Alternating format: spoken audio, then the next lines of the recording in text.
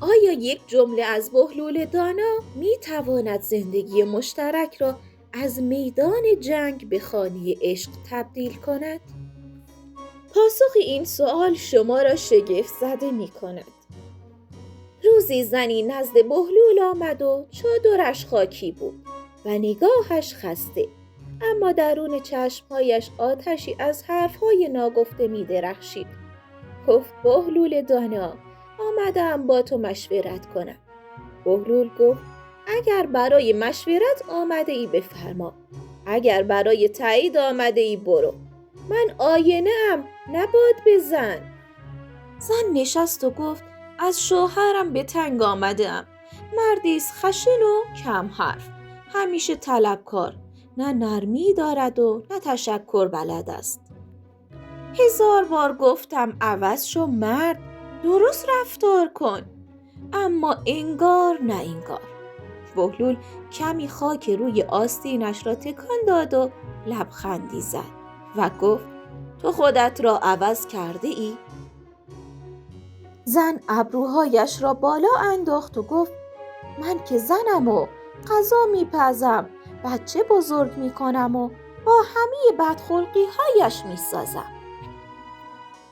بهلول گفت شنیده ای حکایت آن زنی را که درختی را نفرین میکرد که ای درخت تو چرا میوه نمیدهی؟ اما خودش به درخت آب نمیداد. زن گفت بهلول دانا، یعنی تقصیر من است؟ بهلول گفت نه، اما سهم تو نیز هست. زن ساکت شد و بهلول گفت اگر میخواهی مردت تغییر کند با زبانش نکوب، با دلش بساز. آدمی با فریاد عوض نمی شود. اگر با حرفهای بهلول موافقین، همین الان لایک کنید. زن با بغض گفت ولی او مرا نمیفهمد.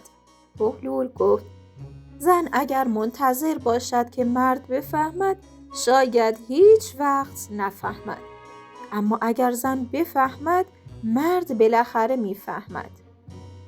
زن پرسید یعنی من باید تحمل کنم؟ بهلول گفت نه، اما باید حکیم باشی، نه شاکی. گاهی نرمی بیشتر از نعره کار می کند. گاهی یک بوسه، یک حرف گرم از 1000 شکایت تأثیرش بیشتر است. مرد هم آدم است، فقط زبان احساسش با زن فرق دارد. او را باید با زبان خودش بیدار کرد، نه با داد و بیداد. زن گفت اگر فایده ای نداشت، اگر نفهمید و اگر نخواست. بهلول گفت آن وقت تو حق داری که نمانی. زن به خانه بازگشت، اما این بار با دل پر و زبانی بسته.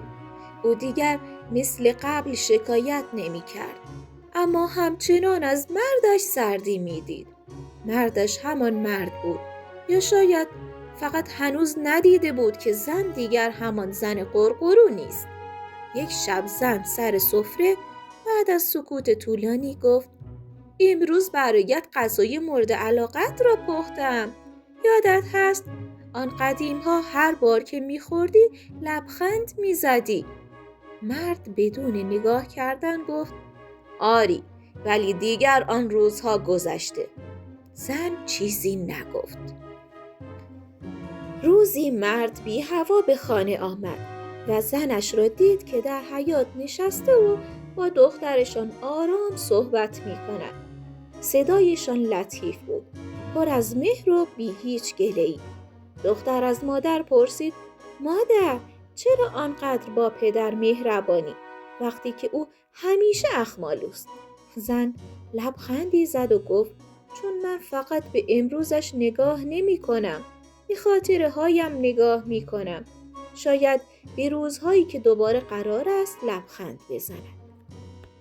مرد پشت دیوار ایستاده بود. صدای دخترش را شنید، صدای زنش را هم همینطور، و قلبش برای اولین بار بعد از مدتها تکان خورد. مرد خودش نزد بهلول رفت. چهره‌اش دیگر خشمگین نبود، اما پر از شرم بود.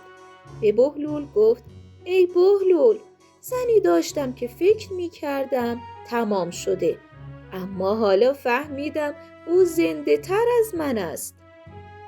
بهلول لبخندی زد و گفت زن اگر درک شود معجزه می کند، اما اگر تحقیر شود می سوزد و خاکسترش هم نفرین می شود. مرد آهی کشید و گفت می خواهم جبران کنم.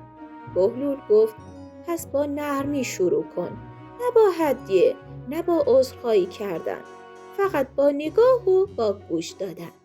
وقتی زن بداند که دیده می شود، خودش عشق را دوباره می سازد. عشق زمینی است که هر دو باید در آن بذر بکارند. اگر یکی بکارد و دیگری فقط بنشیند، آنجا بیابان می شود. زن اگر نور باشد، مرد باید پنجره باشد، وگرنه نور هم بیفایده می شود. روزی مردی نزد بهلول آمد، بسیار خشمگین و ناراحت. به بهلول گفت ای بهلول دانا، از دست زنم به ستوه آمده ام. هرچه می کنم راضی نمی شود. هر کاری می کنم ایراد می گیرد.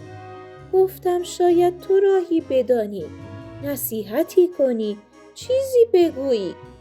بهلول نگاهی عاقلانه کرد و دستی به ریشش کشید و سپس گفت بنشین تا برایت داستان دوستم را تعریف کنم. سپس مرد نشست و بهلول شروع به تعریف کردن کرد. زمانی که من جوان بودم زنی را دیدم، زیبا، نجیب و باوقار.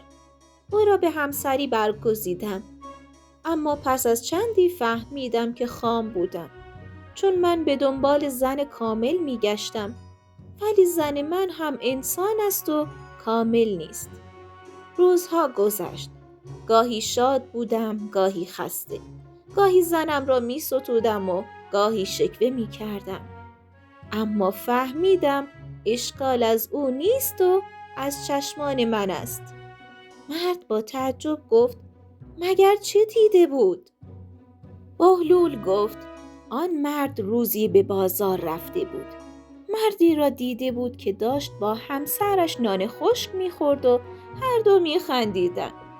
از آن دو خجالت کشید و با خود گفت چرا من با این همه ناز و نعمت لبخندی ندارم؟ او فهمید که اگر چشمانش را پرتوقع کند هیچ وقت راضی نمی شود. پس با خودش گفته بود زن که فرشته نیست، انسان است. اشتباه می کند و خسته می شود. اما اگر دوستش بداری، اگر به جای تغییر دادنش کنارش بایستی، آنگاه او نیز آرام می گیرد، لبخند می زند و خانه را روشن می کند.